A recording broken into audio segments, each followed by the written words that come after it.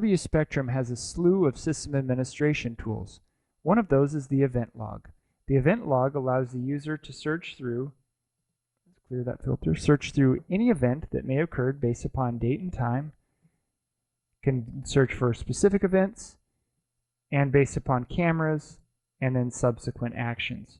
What you'll notice about Spectrum is the flexibility. So we can search any actions that have occurred. We can go into, if we're not sure what our events are and what our event rules, we can go into our event rules and we can see those as well. The Spectrum system is fantastic when it comes to administrative resources, as you can see.